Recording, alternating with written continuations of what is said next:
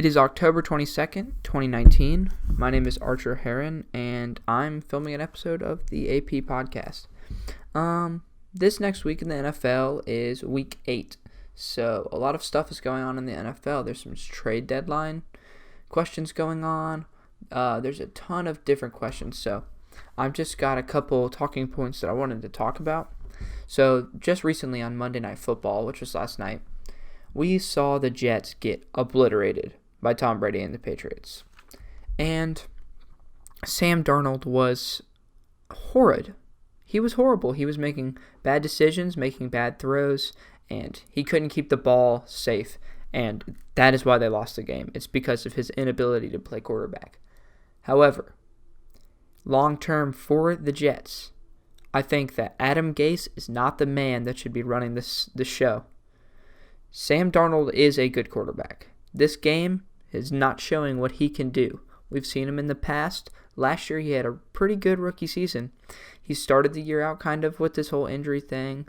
Last week he beat the Cowboys in an incredible win. He was great. But Adam Gase thought he could do something against the Patriots. He thought he could throw the ball down the field with Robbie Anderson, and it wasn't working. Every play, I don't remember seeing many small 10-yard gains from Sam Darnold because there weren't any small 10-yard routes. They weren't consistently moving the ball upfield. Yes, Le'Veon Bell was running, and he was running great. They didn't involve him in the passing game, which was upsetting to say the least. If they had done that, they might have had a shot.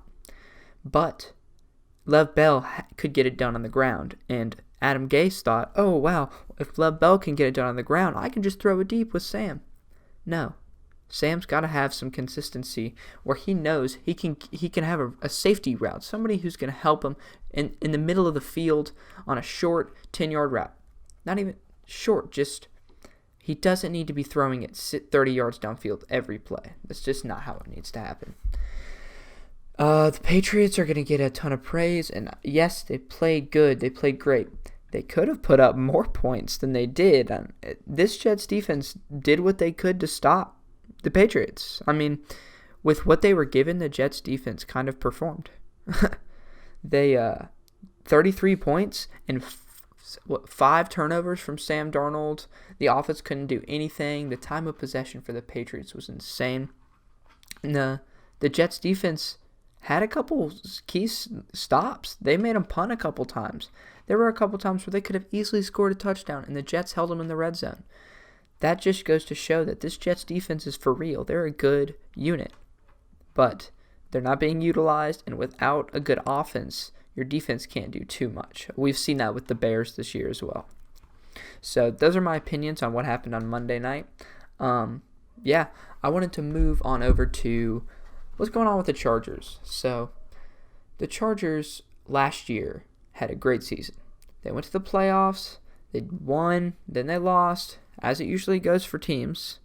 But they have been the most drastically different team this year than any of the other teams. They're a different unit. And what's crazy about it is it's mostly the same players.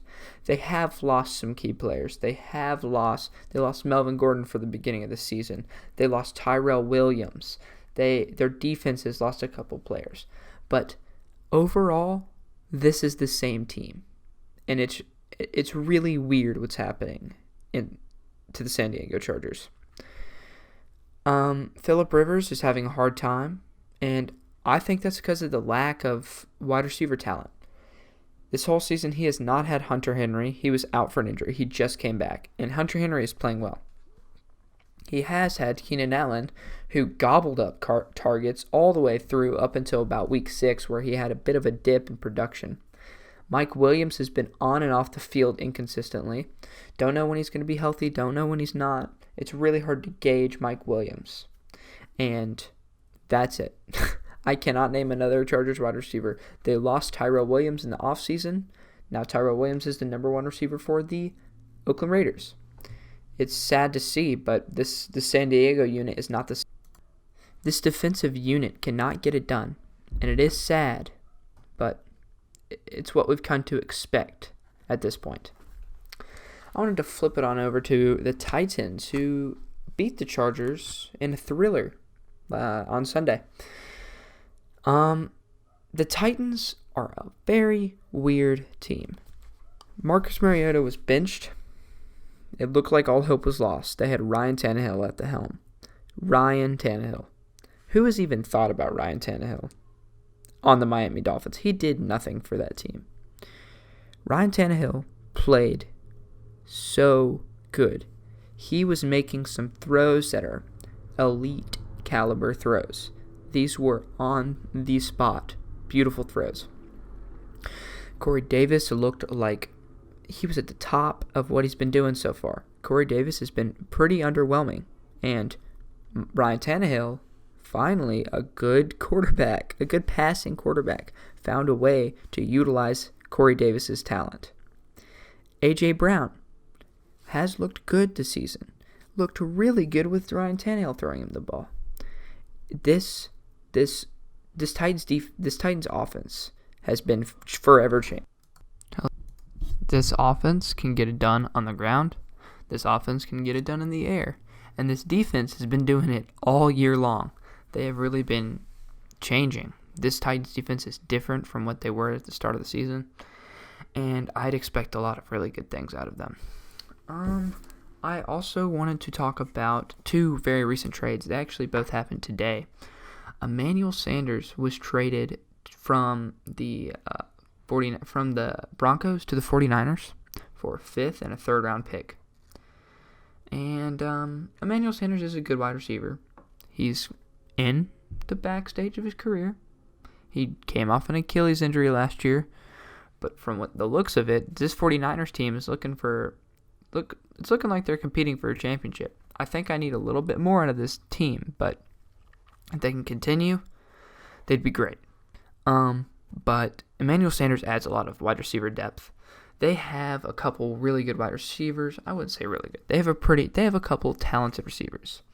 Marquise Goodwin, speedster, great down the field. Can't really do much else. Dante Pettis is he's a really good wide receiver, but they're not utilizing him like they should be. And at the same time, I don't know what's going on. I know Dante Pettis has had some rough patches, but he hasn't been getting the snaps he needs, and he is a really good wide receiver. I think he'll pair well. Emmanuel Sanders has been doing really, really well in Denver.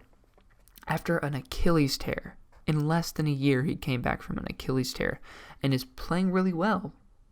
And it's cool to see. It's cool to see that happen. Another trade that happened today was Mohamed Sanu was traded from the Atlanta Falcons to the New England Patriots. This trade, I don't know what to think about it. I know that the Patriots like wide receivers. They have a good wide receiver core. But a 2nd round pick for Mohamed Sanu, I mean, it's if it pays off, yeah, Mohamed Sanu is talented. But does this mean Josh Gordon might be a little bit more injured than we think he is? Because they paid up for Mohamed Sanu. And Mohamed Sanu is pretty similar to Josh Gordon in a couple ways. And it's weird that this happened right now. They've been playing really well. I think that Mohamed Sanu is a good guy and that this is good for his career. But the locker room the chemistry down in New England seems pretty good. And it's weird. We'll have to see how that develops throughout the season. This Aaron Rodgers turnaround has been incredible. Aaron Rodgers does not look like himself for a while. He got injured 2 seasons ago. Last season didn't really perform that well. I mean, it's Aaron Rodgers. He played pretty well, but he wasn't in his prime. He wasn't playing his best football last year. He has not been playing his best football this year.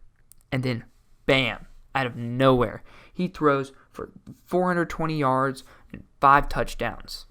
And he didn't even have his best receiver in. That is crazy. He threw 420 yards and 5 touchdowns to multiple receivers that not a lot of people have heard about. He threw one to MVS, probably their second best receiver, I would say. Really good receiver, really talented. On 2 receptions, MVS had 133 yards and a touchdown. That's pretty good, if you tell me. Geronimo Allison had a good day, too. Aaron Jones had a really nice football thrown pass to him in the end zone. Aaron Rodgers had a great throw, touchdown, just like that. Then Kummerow had a really, really nice toe-tap touchdown and a great ball from Aaron Rodgers. Aaron Rodgers is looking like prime Aaron Rodgers once again. And it's kind of scary. They're good. That team is good. They have everything they need. The one problem I have with them is Matt LaFleur. He's not a very good head coach. I mean, he had his time with the Rams. He had his time with the Titans. And now he's on the Packers. And you know what he's been doing on all three of those teams? He's underutilizing his talented running backs. He will not change from this formula he thinks he has. It's this, all right, screen passes to one running back, couple running plays, but I don't care. He thinks that talent doesn't matter is what it seems like. He's splitting these carries and these passing with Aaron Jones and Jamal Williams. Aaron Jones is a more talented back than Jamal Williams. He did the same thing in Tennessee with Deion Lewis and Derrick Henry. Derrick Henry is much better than Deion Lewis.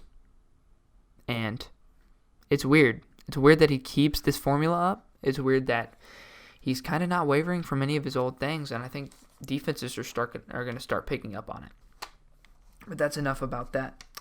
Last topic I wanted to talk about today was the New Orleans Saints. This team is for real. People who said that Drew Brees gone, Alvin gone for a little bit, was the end of our run, end of our season, our past couple of years, we're wrong. Sean Payton is a Hall of Fame coach, and he is one of the best coaches. I don't want to say ever, but he's a top 20, top 30 coach ever, and he right now is the best coach in that. He's doing the best job for what he was given. He was given an injured Drew Brees. Alvin Kamara's out. His newly acquired tight end is out. And he's found a way to have Teddy Bridgewater, a great quarterback, but still, Teddy Bridgewater, who hasn't played real football in 2-3 years, throw for 280 yards and 3 touchdowns with no interceptions. And have Latavius Murray have a 100-yard day with 2 touchdowns. It is symbolic of what this New Orleans team can do when they do have Kamara and when they do have Drew Brees back in form, ready to go. Jared Cook, great. Michael Thomas has looked incredible. He's putting up the exact same stats as he did with Drew Brees. Some of them are on the dot to the decimal. Some of them are wavering by 0.3 or 0.4. But his yards per catch is the same. His catches per game are the same. His yards per game are the same. His touchdowns the rate he's catching touchdowns are the same. It is really amazing. And this defensive unit for New Orleans, let me tell you right now, this is the best defense New Orleans has played with Drew Brees on the New Orleans Saints. This might be the best defense the Saints have ever played. Demario Davis is leading this team, and it's so cool to see. Demario Davis is a really good guy. He's got this whole Man of God headband thing, donating to charity, and he's leading this team. He reminds me of Drew Brees, no matter how different they may look and what different positions they might play. They come from a background of faith and strong leadership, and it's really awesome that he's leading this defense and this team into this. Teddy Bridgewater hasn't played in a while, and he's playing the best football he's ever played on a NFL roster.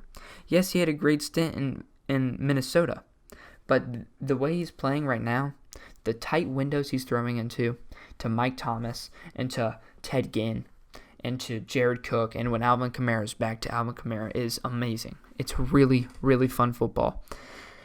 And this Saints team has had not the easiest schedule. They haven't had the hardest schedule, but they have not had the easiest schedule. Just like the Patriots. This New Orleans team they are number 1 in the NFL right now. What they're doing is unmatched by anybody. Yes, the Patriots are 7-0. Look at who they've played. Look at their coach, Bill Belichick. Great coach. They have the weapons they need. And nobody's really getting injured over there. Josh Gordon's out. That's about it. San Francisco, they look really good. They haven't had the hardest matchups, but they haven't had the easiest matchups, kind of in the same position as the Saints. San Francisco looks really good. Green Bay looks really good. There's a couple problems with the coaching. I disagree with some of what Matt LaFleur does, but they're good. And out of all those teams, if you matched them up together, I really do believe the Saints would come out victorious. The Saints squad is incredible, and when Drew Brees comes back, and Alvin Kamara comes back, and Jared Cook come back, they're going to be something to be scared of in the NFL. Seriously. It's going to be really, really fun football to watch. All right, that's going to wrap it up for this episode of the AP Podcast. Thank you so much for watching, and I'll catch you next time.